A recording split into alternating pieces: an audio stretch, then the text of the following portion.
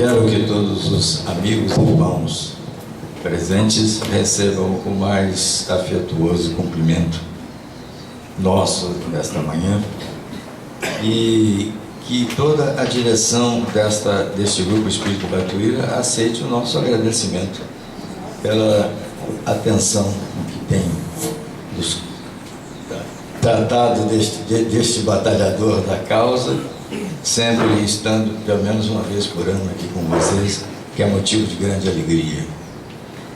Peçamos ao Divino Mestre Jesus que nos envie assistência, já tem nos enviado tanto, nos envie uma vez mais a assistência, seja para falar, seja para ouvir, sempre é importante a assistência que nos vem dos planos superiores. E eu peço licença a todos os presentes e principalmente aos diretores, ao diretor do conselho, ao presidente do conselho. Peço licença para dedicar essas modestas reflexões que eu lhes apresentarei nesta manhã a 3 pessoas. A memória de um menino que chegou em 1851, com 11 anos de idade, a este país, de nome Antônio Gonçalves Batuíra. A memória do grande médium Espartaco Guilarte, e agora não a memória, a presença sempre deliciosa de Dona Maria Pia, aqui ao meu lado. Minha amiguinha, que eu ousadamente chamo de vó Maria Pia. Não sei se ela gosta disso, ainda não soube.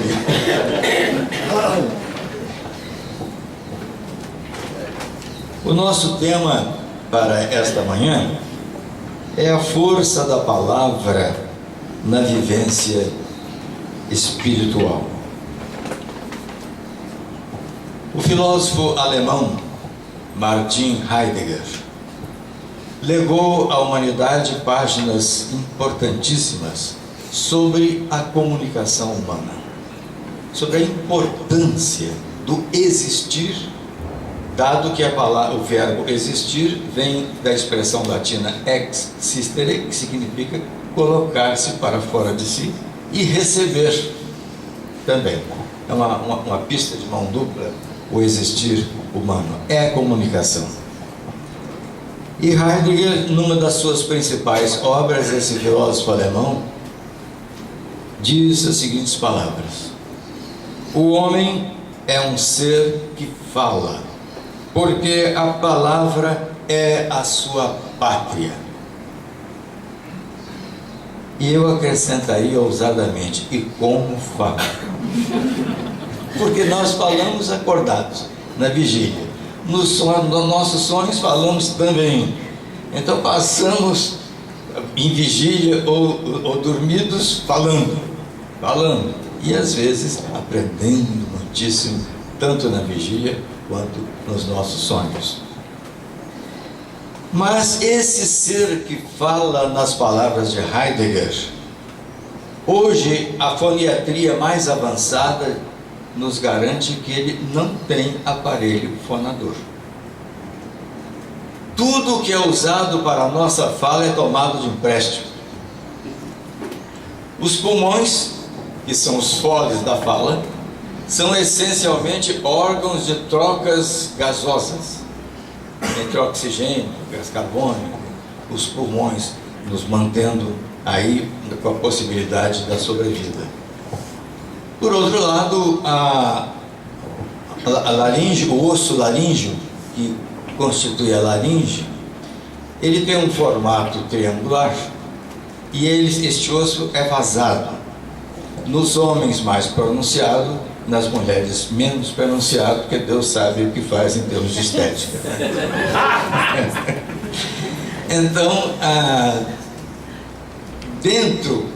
este osso laríngeo é altamente inervado, envolvido por um tecido altamente inervado.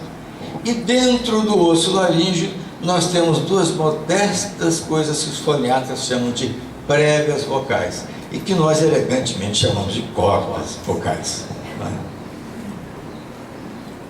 Mas, na verdade, quando entra um grãozinho de arroz pela estrada velha, e a pessoa sapateia e fica vermelha, e tem sempre um desinfeliz que dá um tapa nas costas, não é? Então, aí está uma das funções principais da laringe, que é ser uma peneira de proteção sobre as entradas da traqueia, da respiração, e sobre a entrada do...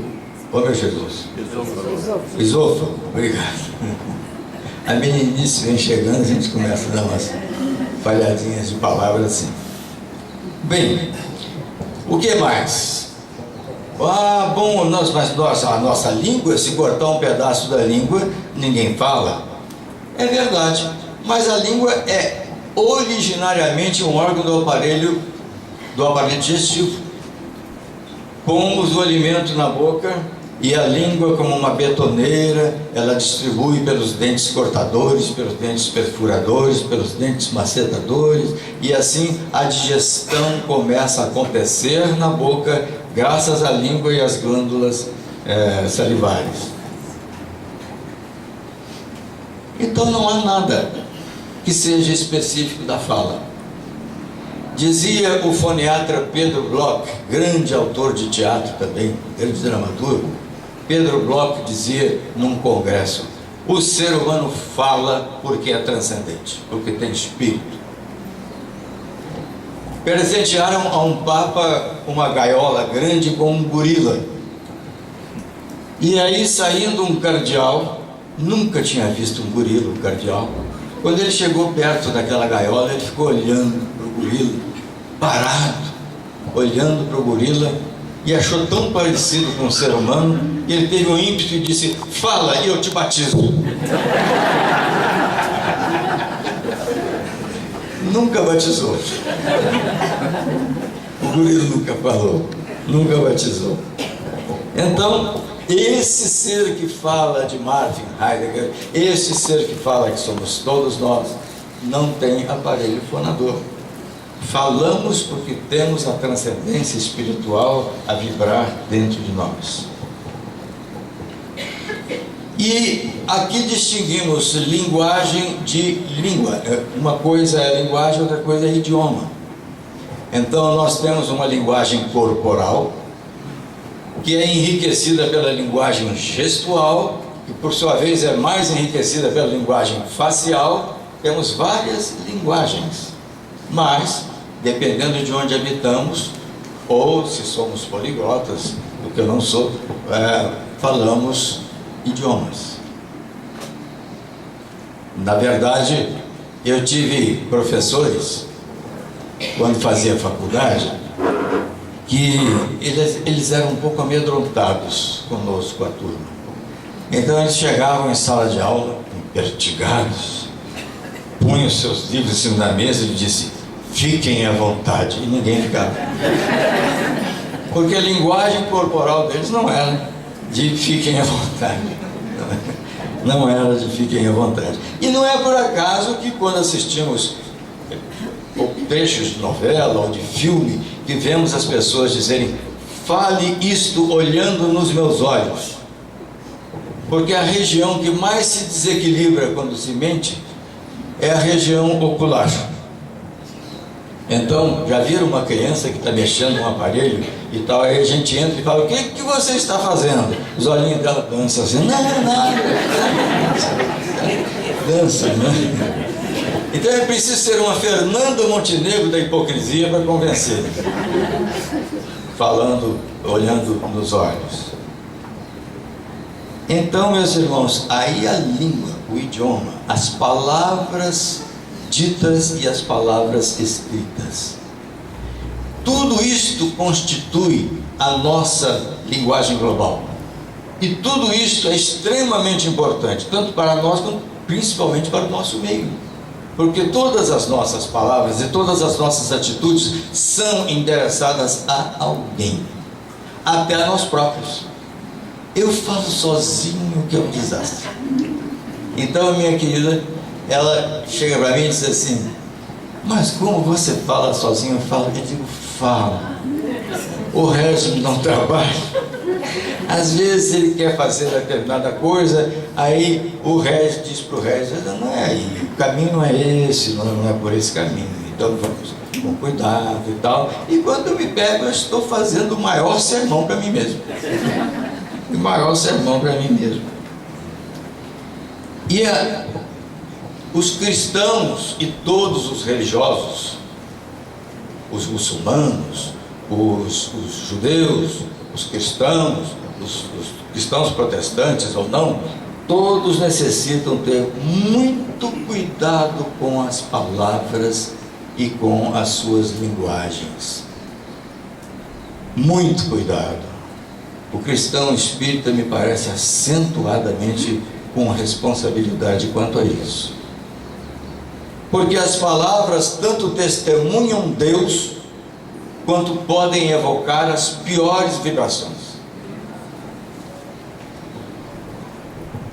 Eu vou convidá-los para um passeiozinho pela história judaica, pela história hebraica. Moisés teve sempre consigo o irmão Arão. E Arão era muito querido de Deus, como era Moisés, porque Deus entendia que Arão era a melhor testemunha que ele podia querer nos atos mais importantes com Moisés. Então, 3 meses de jornada pelo deserto do Sinai, já cumpridos 3 meses de jornada pelo deserto do Sinai, Moisés é chamado ao Monte Sinai. E Deus estabelece com uma única testemunha perto dele, Arão, que os demais, se fossem, ficassem à distância. É quando, depois de um introito que todos conhecemos: eu sou o teu Deus que te tirou do cativeiro egípcio e tal, o introito que faz o Todo-Poderoso, ele dita a Moisés o primeiro decálogo do Pentateuco, que é o que foi o mais fundamental e que é fundamental até hoje. Há alguns decálogos nos diversos livros que constituem os 5 primeiros da Bíblia, Gênesis, Deuteronômio e tal, enfim, Levíticos, que constituem o Pentateuco. Mas esse primeiro decálogo até hoje é a coisa mais norteadora do viver que já alguém, esse grande alguém, ditou a um alguém impressionante, que era Moisés. Um moço temperamental, bravo, Moisés. Mas, para terem uma ideia disso, quando ele desceu do Monte Sinai e o pessoal tinha criado o bezerro de ouro e tal, aquela coisa de se idolatrar o bezerro de ouro, um profeta disse a Moisés: este povo não será perdoado jamais. Pois Moisés voltou ao Monte Sinai e disse: se não fores capaz de perdoar esta gente, risca o meu nome do teu livro. Olha que atrevido. E Deus o amava mais e mais. É o texto bíblico. Bom, pois bem, Moisés recebe o ditado do primeiro decálogo com o testemunho de Arão, decálogo que depois foi esculpido em pedra e é conhecido, portanto, como as tábuas da lei. E ali está o mandamento de fogo, o mandamento ígneo: não matarás. Não matarás. Mandamento que vem recebendo interpretações rasas, insuficientes. Os religiosos e as demais pessoas pensando sempre que é uma questão de não dar facada, de não dar tiro, enfim, de não cometer homicídio. Quando na verdade esse mandamento é muito mais amplo do que isso. Há casais e há grupos familiares em que as palavras vão enfermizando, uns são enfermizados pelos outros, as pessoas vão ficando doentes com o tipo de linguagem, o tipo de palavra que ali é utilizado. tanto palavra quanto atitude, quanto linguagem gestual, facial. Moisés foi um extraordinário missionário, porque ele tinha algumas tarefas imensamente difíceis. A primeira, libertar o povo do cativeiro egípcio, o povo hebreu. Mas era um bando de tribos anárquicas. Então ele assumiu o dever de promover uma constituição para esse povo. Constituir de um bando de tribos anárquicas um povo, que passou a ser chamado o povo hebreu.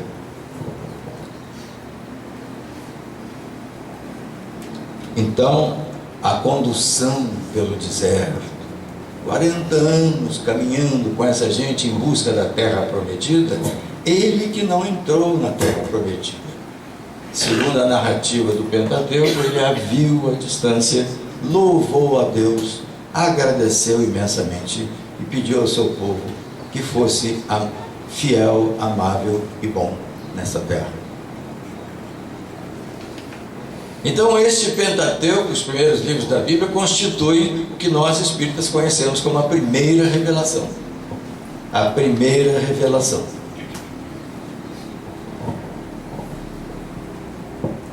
Mas a segunda revelação viria de uma forma maravilhosa com o Mestre Jesus.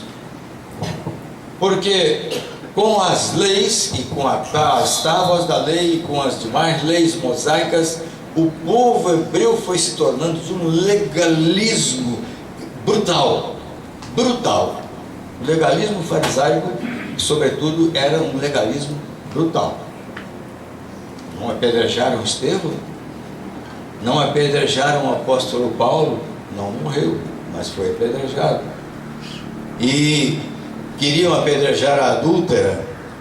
Aí Cristo, naquela sabedoria extraordinária, diz: quem não tiver pecado, comece e atire a primeira pedra. O pessoal foi sumindo pelas goelas. Ele disse: mulher, não te condenaram? Ela disse: não, Senhor. Ele disse: eu também não te condeno. Vai, não peques mais, vive em paz. Alguns acreditam que era Maria de Magdala. Pois muito bem, Jesus, quando vem, ele não cria uma religião. Na verdade, Jesus, ele era o que ele ensinava. Pela primeira vez se viu no mundo o governador do orbe com essa amabilidade de vir ao orbe como um ser humano, e que era o que ele ensinava. Então, ele disse: eu não vim destruir a lei, eu vim fazê-la cumprir com amor e caridade e perdão. Isso era uma coisa, um vento novo no mundo hebreu. O cumprimento da lei com amor, com caridade e perdão. Aquele que era aquilo que ensinava. E o apóstolo Tiago, na sua epístola, tão bonita, a epístola de Tiago, o apóstolo Tiago diz o seguinte: sabei isto, meus amados irmãos, mas todo homem seja pronto para ouvir, tardio para falar, tardio para se irar. Isso está no capítulo 1, versículo 19 da epístola do apóstolo Tiago. E no mesmo capítulo, o apóstolo Tiago, no versículo 26, ele ainda é mais incisivo ao dizer: se alguém entre vós cuida ser religioso e não refreia a sua língua, antes engana o seu coração, a religião desse é vã. Vejam a dimensão que vai tomando a responsabilidade de sabermos como falar com o nosso semelhante, como transmitir-nos aos nossos semelhantes.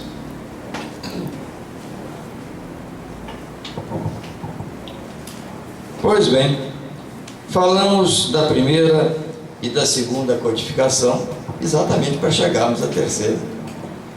A codificação espírita na terceira revelação, que ocorre no século XIX, como todos nós sabemos. Em O Evangelho segundo o Espiritismo, terceiro livro da codificação pela ordem cronológica, o primeiro espírito que se manifesta nas instruções dos espíritos assina um espírito israelita. E esse espírito israelita diz entre outras afirmações suas, que Moisés fizera os alicerces e os fundamentos da moral cristã que empolgaria o mundo definitivamente. E o próprio Kardec diz-nos que a finalidade da doutrina espírita é especificamente aprimorar o comportamento de cada um e da sociedade. Kardec dizia nas suas viagens de 1862 em Bordeaux, ele dizia: se algum dia, já ido deste mundo, mesmo assim eu ficar sabendo que há proselitismo, ânsia de converter no espiritismo, eu vou ficar meio triste, bem triste naquele lado lá. Converter é uma coisa que a pessoa é que se converte. Nós podemos tentar convencer com algum argumento rico aqueles que conosco convivem. Hoje eu convido os meus queridos amigos e irmãos para que nós tiremos alguns ensinamentos sobre atitudes e palavras, não só da doutrina espírita, mas da evolução científica. Uma figura maravilhosa do século XX foi Albert Einstein, grande físico, um dos 5 maiores cientistas de toda a história da ciência, Albert Einstein. E Einstein, ele era moço ainda não era prêmio Nobel, ele trabalhava no Instituto de Patentes na cidade de Zurique, na Suíça, e desapareceu. E todo mundo ficou em pânico, a esposa daquela época e os colegas todos de trabalho. Mas o que aconteceu com Albert Einstein? O que aconteceu com Albert Einstein? 1 dia, 2 dias, 3 dias, 4 dias, no 5º dia ele aparece no Instituto de Patentes, sujo, barbado, despenteado. Ele sempre andou despenteado também, não é? E aí fez-se aquele grupo em volta dele e eram 1000 perguntas. Foi sequestro? Você desmaiou? Você esteve doente? E tal. E ele repetia como se fosse um mantra: eu preciso de um papel e lápis. Eu preciso de um papel e lápis. 2 colegas que eram físicos como Einstein trouxeram papel e lápis. E Einstein escreveu: energia é igual a massa multiplicada pelo quadrado da velocidade da luz. E maiúsculo é igual a M minúsculo multiplicado por C ao quadrado. Os colegas físicos ficaram basbaques, olhando para aquilo, e perguntaram a Einstein: como você chegou a essa fórmula? E ele disse: eu não cheguei a essa fórmula, eu fui para fora de mim e voltei com essa fórmula. Por isso Huberto Holden dizia, o pensador catarinense: veja como ele não era apenas cosmopensante, ele era cosmopensado. E essa fórmula simplesmente significa uma transformação cabal na física, porque todo o universo passa a ser visto como um tecido energético. Tudo no universo é energia. O canto duro desta mesa é energia luminosa coagulada. Há energia presa em movimento circular, como se acredita o átomo. Há energia linear, há energia radiante, há miríades de campos energéticos que constituem o universo. O professor Rupert Sheldrake, que meio ano dá aula em Cambridge, meio ano ele dá aula em Princeton, ele tem um livro importantíssimo sobre campos morfogenéticos, que ele diz absolutamente tudo no universo é energia, da maneira como a fórmula chegou a Einstein. Diz o Dr. Sheldrake: o campo energético mais forte, mais poderoso é o ser humano. É o simples, modesto, até simplório ser humano. Esse é o campo energético mais poderoso. O mais forte campo energético, o ser humano.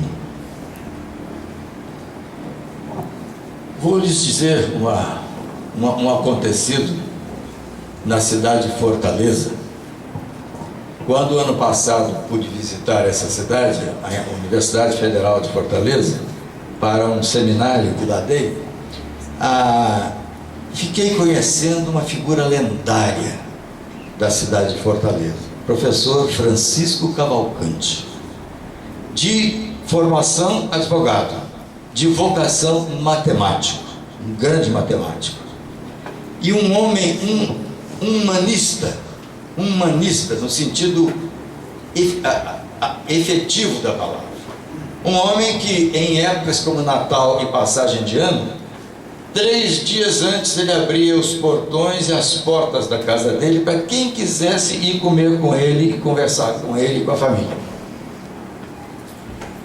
Esse homem ajudou a fundar a Unifor, que é a universidade particular de Fortaleza, e esse homem ajudou a fundação da Universidade Federal do Ceará, em Fortaleza.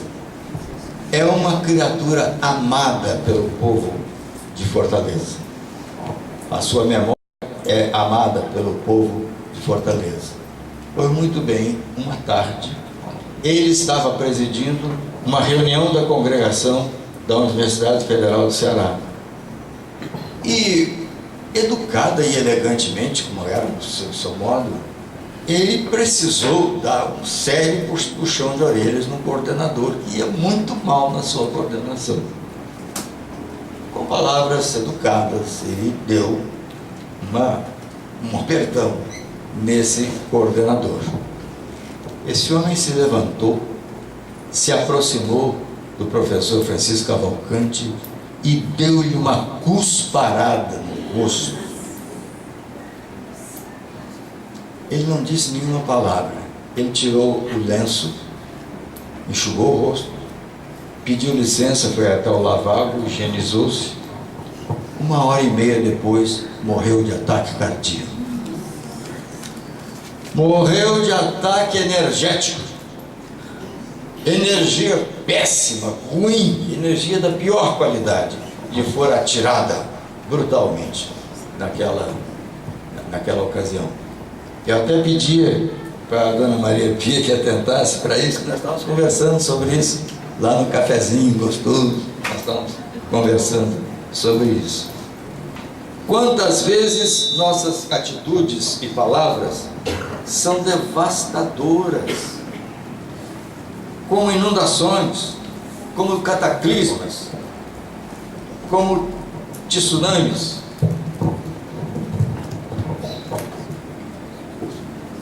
Atitudes, por exemplo, como de indiferença, descaso, a eloquência do silêncio ruim. Mas quando a pessoa se sente realmente agredida pela indiferença do outro, pelo descaso do outro. Atitudes como de arrogância e de julgamento fácil. Então eu acho que há leis, e há realmente, há leis morais, e há realmente, mas eu acho que o outro é que deve cumprir. Não tanto eu, o outro deve cumprir todas essas leis morais. O julgamento fácil, disse o Mestre Jesus: não julgueis, para que não sejais julgados, porque com a mesma medida com que medirdes, vos medirão a vós. Levantar jeitosamente suspeitas, isso é uma arte. Então eu alguém conversando diz: consta que... Não sou eu que estou dizendo, eu não vi, mas consta que tal coisa está sendo feita por tal pessoa e tal. Esta pessoa que ouviu, quando contar para o outro, diz: está fazendo. E todo mundo sabe disso. Não é mesmo que dizer: olha, comenta-se que tal coisa, se comenta-se de uma maldade atroz, de uma maldade atroz, e se comenta-se que é, não é? Ironias e indiretas, além de serem deselegantes, são covardes. As ironias e as indiretas, risos e sorrisos, não é o riso agradável, o sorriso bonito, não, é rir de alguém, rir de uma circunstância, rir de uma situação ou de um ambiente. Aí nós chegamos aos ambientes lareiros, os lares. Ambientes dos lares que devem ser semelhantes aos ambientes das comunidades religiosas e que deveriam parecer com os nossos ambientes de trabalho.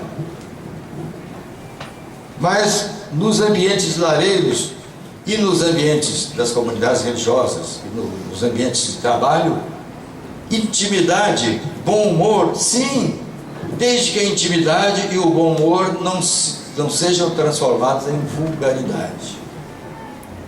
A vulgaridade é ofensiva. Um jornalista do Rio de Janeiro, ele foi fazer uma matéria sobre Chico Xavier e ele adorou o humor do Chico Xavier, né? O Chico era brincalhão, contador de historinha mineira e de piada, né? O Chico. E voltando para o Rio de Janeiro, o jornalista fez a matéria, né? Produziu a matéria, e não havia meio dele atinar com um título para a sua matéria. Aí ele ligou, Dona Maria Pia, para Milor Fernandes, aquela criatura inteligentíssima. Ele ligou para o Milor Fernandes e disse: Milor, o Chico Xavier é assim, assado, frito, cozido, é desse jeito, Chico Xavier. Mas eu não encontro um título para pôr na minha matéria. O Milor disse: tem um lápis aí? Tem. Anote: Chico Xavier, um homem com presença de espírito.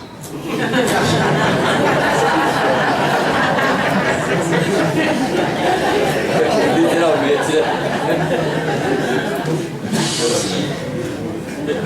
A sabedoria chinesa, no Feng Shui, eu gosto dessas palavras, significa vento e água. Feng Shui. A sabedoria chinesa, muito anterior à vinda de Jesus, o Feng Shui ensina isto, já ensinava muito antes de Jesus. Quem numa residência, iradamente, muito aborrecidamente, bate uma porta, consegue detonar com o sistema vibratório da casa toda. Mas o aspecto mais delicado está nas palavras. Palavras, diz Áureo, um cientista desencarnado pela psicografia de Hernani Santana. Áureo diz: palavras são descargas físicas de energias psíquicas. São descargas físicas de cargas psíquicas. E Khalil Gibran, o grande poeta Khalil Gibran, conversando com Milton Bonder, que é um rabino judeu, ele disse a Milton Bonder algo que Milton Bonder pediu a ele a possibilidade de citar nas suas obras. Khalil Gibran disse: 3 coisas não voltam: a flecha disparada, a palavra dita e a oportunidade perdida. 3 coisas não voltam. E Emmanuel, o nosso queridíssimo mentor, que consta estar reencarnado no estado de São Paulo, caminhando para os 13 anos de idade já, Emmanuel, em Palavras de Vida Eterna, no capítulo 156, eu tiro um trechozinho que enriquecerá a nossa manhã. Emmanuel diz: queixa inútil enfraquece o otimismo, gerando desconfiança e perturbação. Azedume corta o impulso de generosidade, aniquilando boas obras do seu nascedor. Irritação abate as forças da alma, trazendo a exaustão prematura. Mágoa anula a esperança, arrasando possibilidades boas de trabalho. Desespero queima o solo do ideal, exterminando a sementeira do bem. Se aspira a construir, planta benevolência e serenidade, entendimento e abnegação na gleba de sua própria alma. O grande Emmanuel, nosso querido mestre, nosso professor do Brasil, Emmanuel.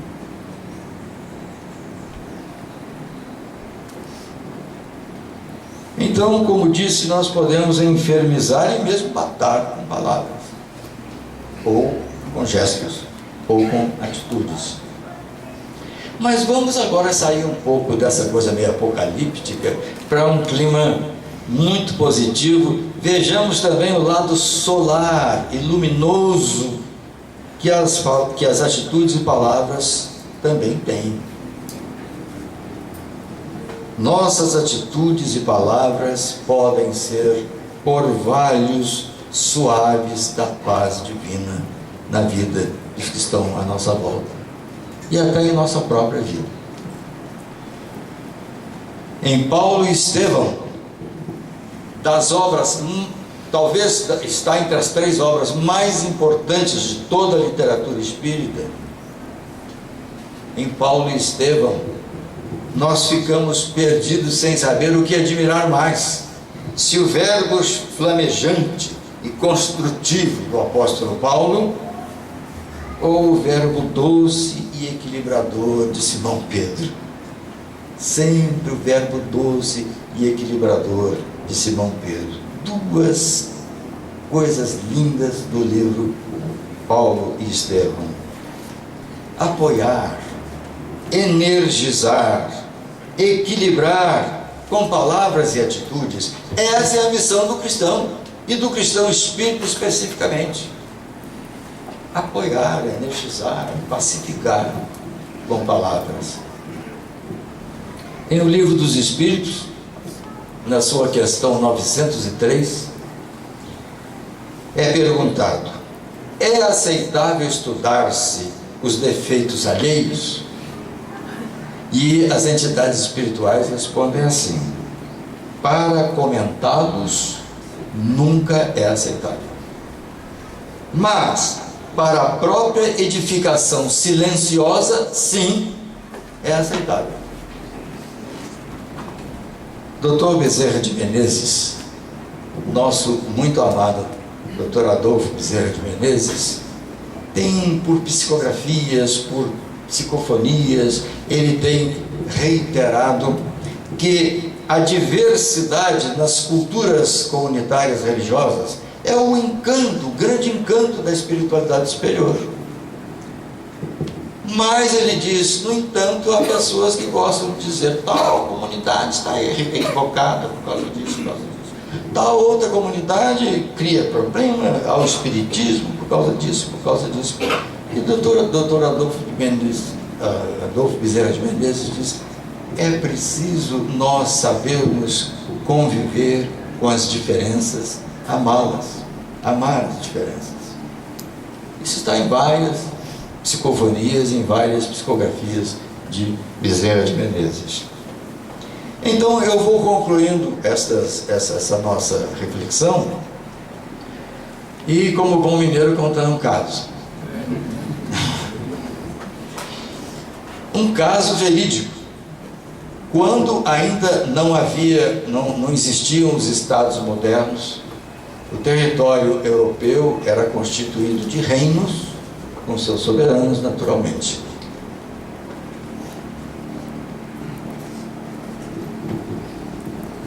Naquilo que hoje seria a Itália setentrional, bem no centro da Itália, havia um reino.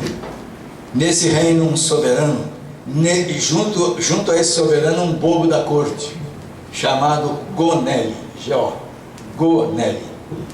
E o bobo Gonelli, o soberano, ele ficava apaixonado por aquele bobo da corte, porque o indivíduo tinha uma rapidez de raciocínio, um brilho no humor.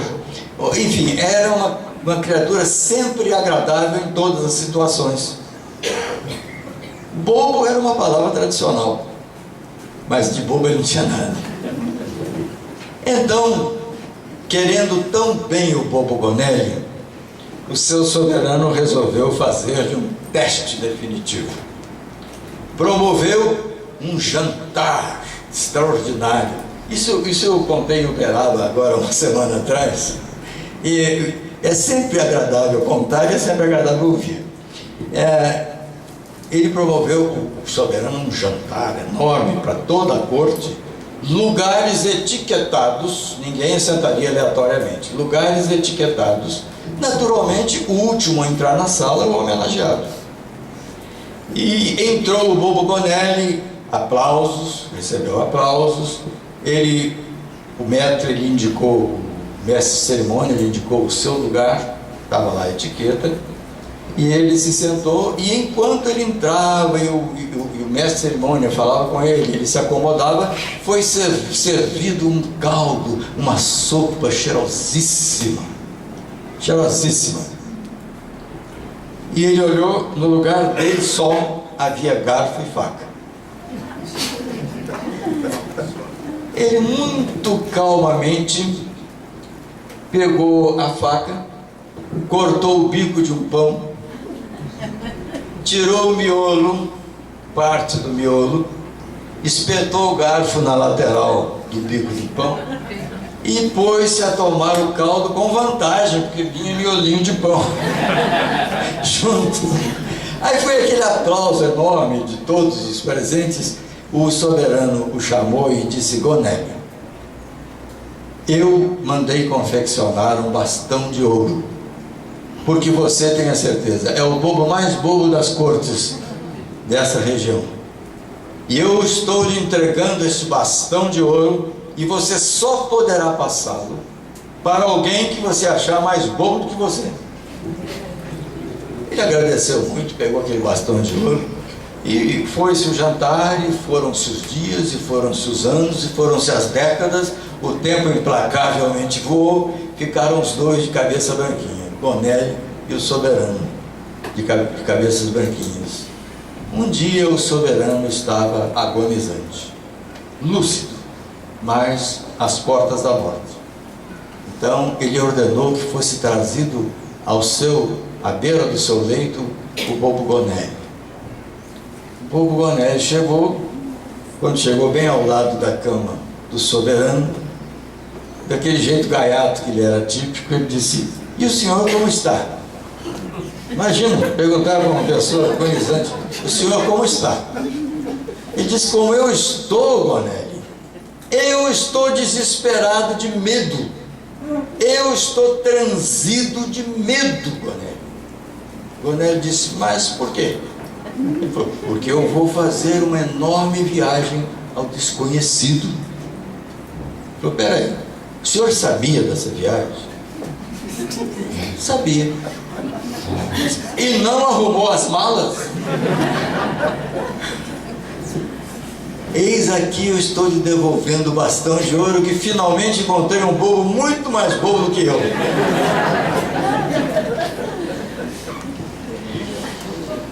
Então eu quero que os irmãos me permitam concluir com uma prece que não elimina a que virá da casa, por favor.